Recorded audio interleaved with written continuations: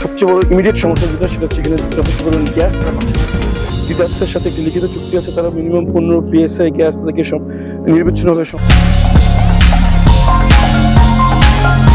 লাভজনক প্রতিষ্ঠান ছিল। বিভিন্ন সমস্যা এখন এটি জর্জরিত। সবচেয়ে বড় ইমিডিয়েট সমস্যা যেটা সেটা হচ্ছে এখানে যথেষ্ট পরিমাণ গ্যাস তারা পাচ্ছে না।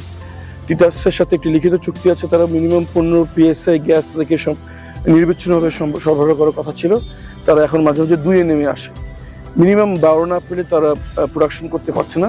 অবিলম্বে আমরা আহ্বান জানাচ্ছি তিতাস গ্যাস তাদের এই 10 নম্বর যে ভালভ আছে এখান থেকে চিড়িয়াখানা রোডে যেন নির্বিচ্ছিন্নভাবে একটি মিনিমাম 12 PSI প্রেসারে গ্যাস নিশ্চিত করেন, তাহলে এই প্রোডাকশনটি অব্যাহত থাকবে। দ্বিতীয়ত হচ্ছে কাঁচামাল যেখান থেকে আসে সেখানে একটি মামলার কারণে বেলার একটি মামলার কারণে কাঁচামালগুলো আসতে পারছে না। আমাদের পরিবেশ রক্ষা করতে হবে, আবার শিল্প প্রতিষ্ঠান বাঁচিয়ে রাখতে হবে। পরিবেশ মন্ত্রণালয়কে আহ্বান জানাবো তারা যেন একটি ব্যালেন্সিং অ্যাক্ট করে, যাতে পরিবেশ রক্ষা করে এই শিল্প কারখানা চালু থাকে সেভাবে তারা উদ্যোগ করে। সর্বশেষ এখানে যারা ডেইলি বেসিসে কাজ করেন, নো ওয়ার্ক নো পে বেসিসে যারা কাজ করেন শ্রমিকরা আছেন, প্রোডাকশন বন্ধ, এখানে একটি দুর্ঘটনার কারণে একেবারেই প্রোডাকশন বন্ধ অবস্থায় আছেন, তারা মানবতার তাদের একেবারেই ইনকাম বন্ধ অবস্থায় থাকার কথা। তারপর প্রশাসন চেষ্টা করছে তাদেরকে ছোটখাটো কাজে লাগানোর জন্য। প্রথমত এর জন্য অব্যাহত থাকে, তারা যেন একেবারেই তাদের কোনো আয় ইনকাম বন্ধ যাতে না হয়ে যায়।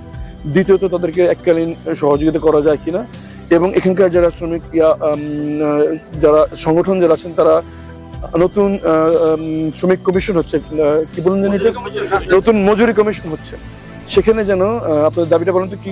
আমাদের রাষ্ট্রায়ত্ত শিল্প কারখানা শ্রমিকদের মজুরি কমিশন ওটা কত পার্সেন্ট বলেন জানেন? একটা 15% বর্তমান অর্থ মতন আছে, আমরা পাচ্ছি না সে 2023 সাল থেকে। এটা আপনার এই মজুরি কমিশনের 15% যে তাদের দাবি আছে এটা যেন দেখা হয়। একটি শিল্প প্রতিষ্ঠানের সবচেয়ে কম খরচ হয় শ্রমিকদের পিছনে, সেজন্য তাদেরকে বাঁচিয়ে রাখার জন্য, তাদের অধিকার রক্ষা করার জন্য সরকারের অধীন যেসব প্রতিষ্ঠান রয়েছে এবং আমরা যারা জনপ্রতিনিধি আছি আমাদের সবার এটাই প্রায়োরিটি হওয়া উচিত, শ্রমিকদের অধিকার যেন সবসময় রক্ষা করা হয়। আমরা এবং তাদের হাজিরা যেটা 800 টাকা যেটা এটা যেন বাস্তবায়ন করা হয়, এটা খুব ন্যায্য দাবি এবং খুব অল্প খরচের বিষয়। যদি এটা করা হয় তাহলে শ্রমিকরা ভালোভাবে বেঁচে থাকতে পারবে। আমি আহ্বান জানাবো সরকারকে তারা যেন এই প্রতিষ্ঠান দিকে নজর দেয়।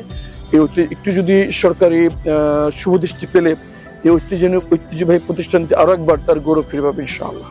ধন্যবাদ।